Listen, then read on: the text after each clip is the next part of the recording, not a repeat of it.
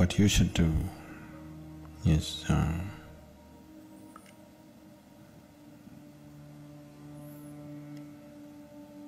you stop relating to the dead. One thing that you need to understand is someone is your grandmother, your mother, your father, whoever they are to you. Whatever they might have been to you, however dear they might have been to you, however close and intimate they might have been to you. The moment they shed their body, their general sense of mind, intellect and emotion, your business with them is finished. They left all those things here, right? Yes? All those things they left here. All the things that you knew about them is finished. Some other sap is still on, but you never had any relationship with that sap. Your relationship is with the other aspects. All those aspects were shed when that person died. So, the only thing that you do when somebody dies is you cherish the beautiful moments that you had with them, that's all. If there was something beautiful, you cherish that, otherwise just forget about them. Don't try to work your guilt and your problems through the dead. It can just become very complicated. It can become very, very complicated. Leave the dead to the dead. No, somebody said this long time ago. You must leave the dead to the dead. You have no business with them. Unless you're in a certain level of mastery of your own whatever, you shouldn't even look in that direction, because you could just completely run around in your life by trying to do something silly. So there may be tendencies which may make people do certain things, but it doesn't mean anything. Just doesn't mean anything. Someone who doesn't have a body doesn't have any business with food or clothes or anything, isn't it? Yes. Only if you have a body, you must go towards food and clothes. Once you lost your body, what business do you have with food and clothes? It is… when so much emotion is mixed up, there are so many things which will happen within you and outside of you. There's no need to get… you're going there, just what is the work to do it, do your sadhana. Be with the man who is still alive, stop trying to be with the dead. Just be with your grandfather who is still alive, do your best for him, because he will also die. I'm not wishing him dead, he'll also die, isn't it? So when you're with him for a short while, just do your best. See how to enrich your life and his life for those few moments that you're there, rather than doing all kinds of fanciful things with your grandmother. Your grandmother's business is over. She has no business to come and look in a cupboard. It is…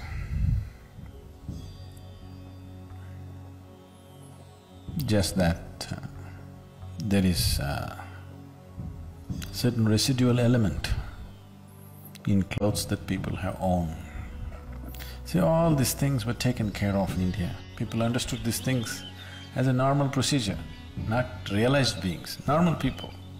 It is so much built into the culture.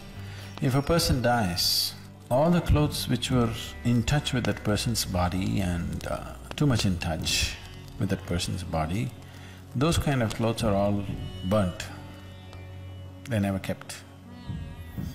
Only clothes that that person occasionally wore, such things are given only to your blood relative, nobody else. To your daughter or a granddaughter or a son or somebody like this. And that also, first 1 year you should not wear it. Till the first anniversary of the death anniversary happens, you should not wear those clothes. Why these things are is, Whatever, when we are here, whatever we are in touch with, a certain amount of this energy is there in it. If you give it a certain kind of opportunity, these clothes will start behaving funny. Your grandmother need not come. These clothes themselves will start acting funny because, see, there is something called a static, you're experiencing this. You touch your car door, it just goes chuck. Why is this? The car is not generating electricity, isn't it? Why is this happening? Just in association with something, it gets little charged. Similarly, whatever is in close association with your body, it will get a certain amount of that quality. Do you know how occult is done? You want to cause harm to you, you know what they do? The first thing that they do is, they will take your underwear or hair. If they can get a body part, yes, your hair or nails if they get, that is very good, that's part of your body.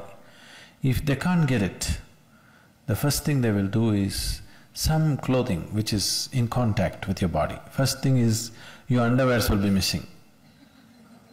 Really, people take enormous care in India. They will always ensure that underwear is never put outside, because if one underwear goes, they will investigate in a big way what happened, because they don't want somebody, some unfriendly person who is some enmity to you to take that. Especially unwashed clothes, with lots of care it is handled in our homes. These days it's all going away because we're just giving away to the dhobi or, the washerman who takes it and all. Otherwise, traditionally in our homes, it is so taken care of. It is all put in a closed basket. Somebody who knows inside the house it must be washed, it should never be taken out. Because if they can take a body part, like hair or this thing, then that's different. But just this clothing itself, they can do things to you because it carries a certain amount of your thing. So even when a person dies, the same is true, and that can crackle up a little bit. If a certain kind of energy is on, that aspect can crackle up. There have been instances, I don't know if I should go into this.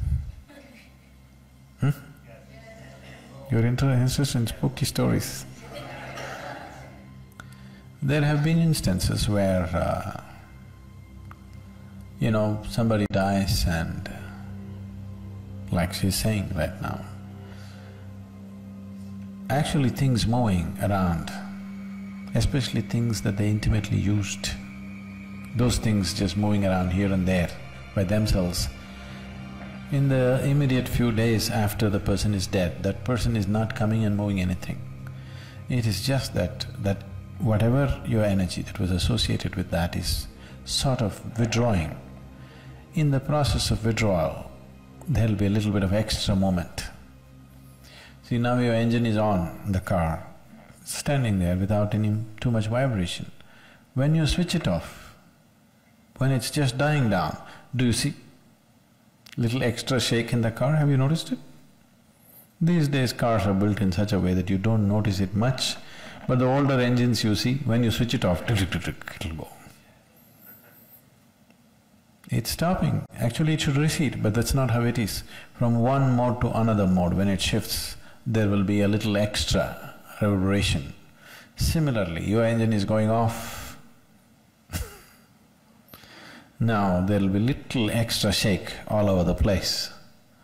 That extra shake is mistaken to be ghosts walking all over the place. No, it is not about any ghost walking. It is just a certain withdrawal of energy that some things may happen, not necessarily every time.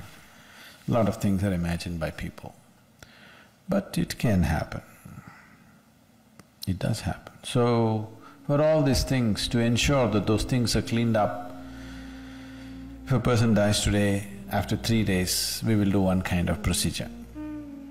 On the 11th day, we'll do another kind of procedure. On the 13th day, we'll do another kind of procedure. At the 40th day, we'll do another kind of procedure. All this is to ensure that no residue of that person remains, so that dead can be packed and sent, living can continue their life.